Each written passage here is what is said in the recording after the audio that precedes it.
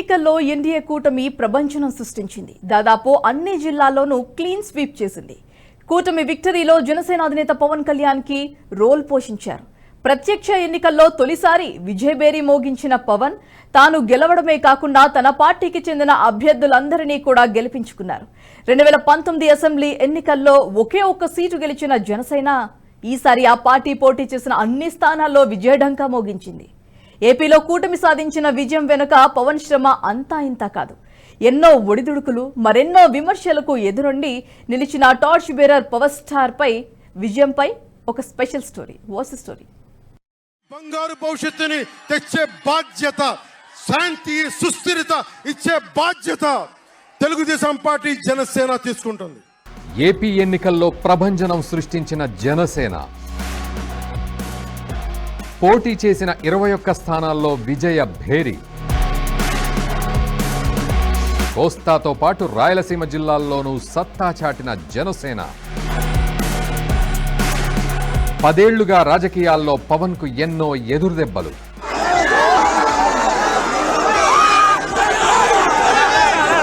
ఏపీలో torch bearer గా నిలిచిన పవన్ కళ్యాణ్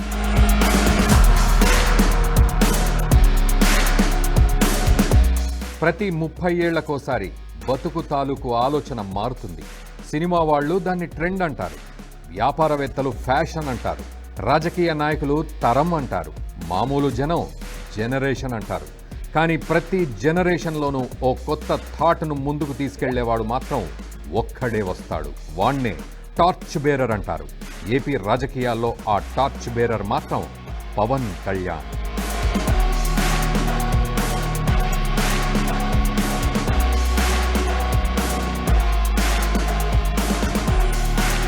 పవన్ ఈ పేరు వింటే చాలు ఫ్యాన్స్ ఓ రేంజ్లో ఊగిపోతారు. అభిమాన నాయకుడు వస్తున్నాడంటే చాలు అభిమానుల తాకిడిని ఎవ్వరూ ఆపలేరు. పవన్ రోడ్డుపైకొస్తే చాలు ఇసుకేస్తే రాలనంత జనం. ఇలాంటి నాయకుడు రాజకీయాల్లోకి వస్తే ఎలా ఉంటుంది? కానీ ఇంతమంది ఫ్యాన్ ఫాలోయింగ్ ఉన్న రాజకీయాల్లో మాత్రం పవన్ ఎన్నో ఒడిదుడుకులు ఎదుర్కొన్నారు. 2014 మార్చి 14న జనసేన పార్టీ స్థాపించారు పవన్ కళ్యాణ్.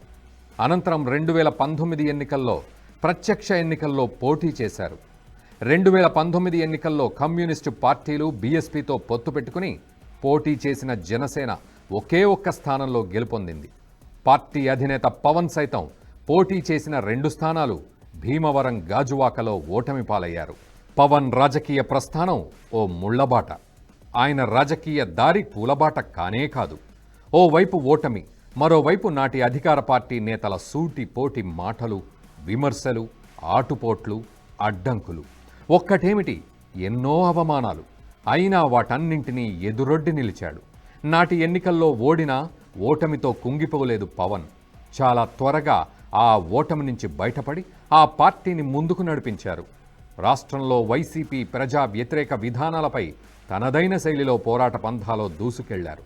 గ్రామం సంగ్రామంగా మారటానికి ఎన్ని తుపాకుల దూరం అర్థమంటే, గ్రామం పచ్చగా కళకళలాడాల్సిన గ్రామం సాగునీరు లేక, తాగునీరు లేక, రోడ్లు లేక, రైతుకి గిట్టుబాటు ధర లేక, మద్దతు ధర లేక, యువతకి ఉపాధి అవకాశాలు లేక, ఆడపడుచులకి భద్రత లేక, ఆడపడుచులకు జీవనోపాధి కల్పించలేక, ఉద్యోగులకి సిపిఎస్ ఇవ్వలేక, ప్రతి ఒక్కరికి సమయానికి గవర్నమెంట్ ఉద్యోగులకి సకాలంలో జీతాలు అందివ్వలేక, పోలీస్ వ్యవస్థకి కానిస్టేబుల్ దగ్గర నుంచి పెద్దవాళ్ళ దాకా, అధికారుల దాకా టీఏలు, డిఏలు, సరెండర్ లీవ్స్ డబ్బులు ఇవ్వలేక, మనిషి గొడవ పెట్టుకోవాలని కోరుకుంటాడు, హక్కులు కావాలని కోరుకుంటాడు. నా కండం, నా రక్తం మరిగించి కష్టపడి ఈ దేశానికి ఇస్తే నన్ను ఎవరు గుర్తించలేరు.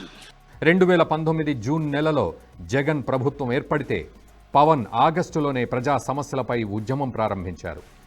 ఏపీకి రాజధాని అంశం, రైతులకు కౌలు చెల్లింపు, భవన నిర్మాణ కార్మికుల సమస్యలతో జగన్ 100 రోజుల పాలనా వైఫల్యాలపై 33 పేజీల పుస్తకం విడుదల చేశారు. ప్రజా సమస్యలపై పోరాటమే తన పంథా అని తన పోరాటాన్ని పదునెక్కించారు. యువత నలిగిపోయి నేను మర్చిపోలేదు. ఆడబిడ్డలు ఇబ్బంది పడిపోయారు, మేము మర్చిపోలే. సగటు మధ్యతరగతి మనుషులు నలిగిపోయారు. రోడ్లు వెయ్యేలా గుంతలు వేశారు, అరాచకం చేశారు. అవన్నీ శాంతి భద్రతలు చాలా చాలా బలంగా ఉంటాయి, మీకు నేను మాటిస్తున్నాను. అతి తక్కువ వ్యవస్థల్లో రాజకీయ ప్రమేయం చాలా తక్కువ ఉండేలాగా అధికారులని వారి పని చేసుకునేలాగా ఈ ప్రభుత్వం ఉంటుంది, కూటమి ప్రభుత్వం ఉంటుంది. రైతుకి కష్టం వస్తే హక్కును చేర్చుకునే ప్రభుత్వం తప్ప తిరస్కారంగా చిన్న చూపు చేసే ప్రభుత్వం అవ్వదు మనకి ఈ కూటమి ప్రభుత్వం. నాకు రాజకీయాలు డబ్బు అవసరం లేదు. నేను మీకు మళ్ళీ చెప్తున్నాను, మీకు నేను డబ్బుల కోసం పేరు కోసం రాజకీయాల్లోకి రాలేదు. మీలాగా నలిగిపోతారు చూసారా ప్రతి ఒక్కళ్ళు. సగటు మనిషి మాకెవ్వడు ఉండడేంటి, మా కులం లేదు, మతం లేదు, నా కష్టాన్ని ఎవరు చూడరేంటని ప్రతి ఊర్లో ఉండే ఒక సగటు మనిషి అనుకుంటాడు. ఆ మనిషి కష్టాలు నేను చూసిన వాడిని. ఆ మనిషికి భుజం కాయడానికి నేను వచ్చాను రాజకీయాల్లో. రాజధాని రైతులకు మద్దతు, రాష్ట్రంలో రోడ్ల దుస్థితిపై డిజిటల్ క్యాంపెయిన్, స్వయంగా రహదారుల నిర్మాణానికి శ్రమదానం, విశాఖ ఉక్కు ప్రైవేటీకరణ వ్యతిరేక పోరాటంతో తనదైన శైలిలో దూసుకెళ్లారు. పవన్ కళ్యాణ్ వారాహి యాత్ర సైతం పార్టీ శ్రేణులను ఉత్తేజపరిచింది. పవన్ ఎదుర్కొన్న పోలీస్ నిర్బంధాలు ఆ పార్టీ శ్రేణులను మరింత సంఘటిత శక్తిగా మలిచాయి. ఓ పక్క పార్టీని ప్రజా జీవితంలో భాగం చేస్తూనే టీడీపీ, బీజేపీతో పొత్తులకు ప్రాధాన్యమిస్తూ ముందుకెళ్లారు. ప్రభుత్వ వ్యతిరేక ఓటు చీలనివ్వకూడదని పొత్తు ఏర్పాటులో ముఖ్య భూమిక పోషించారు. గత 5 ఏళ్ల పోరాటంతో పాటు పవన్ చేసిన త్యాగాలు, రాజకీయ నిర్ణయాలు ఇవాల్టి కూటమి విజయానికి కారణాలయ్యాయి. పవన్ను మొదటి నుంచి తన వ్యక్తిగత జీవితంలోకి ప్రవేశించి మరీ విమర్శలు చేసింది వైసీపీ. కానీ పవన్ ఎక్కడా విమర్శించిన వారి వ్యక్తిగత జీవితాల జోలికి వెళ్లలేదు. పార్టీ నేతలకు కూడా సంయమనం పాటించాలని చెబుతూనే వచ్చారు. వారు తన వ్యక్తిగత జీవితం గురించి విమర్శించినా తనకు సంస్కారం ఉందని, ఇతరుల వ్యక్తిగత జీవితాల్లోకి వెళ్లనని చెప్పుకొచ్చారు. మనం పోరాడేది ప్రభుత్వ ప్రజా వ్యతిరేక విధానాలతో తప్ప వ్యక్తుల వ్యక్తిగత జీవితాలతో కాదని చెప్పుకుంటూ వచ్చారు. పవన్ సిద్ధాంతమే కూటమికి విజయానికి బాటలు వేశాయని చెప్పాలి. 10 ఏళ్లుగా రాజకీయాల్లో ఎదురుదెబ్బలు తింటూ వస్తున్నప్పటికీ పవన్ కళ్యాణ్ సిద్ధాంతాలు, నిర్ణయాలే భారీ విజయాన్ని కట్టబెట్టాయి. పిఠాపురం ప్రజలు పవన్ కళ్యాణ్ ఒక్కడిని గెలిపించలేదు, 5 కోట్ల మంది ప్రజల్ని గెలిపించారు మీరు.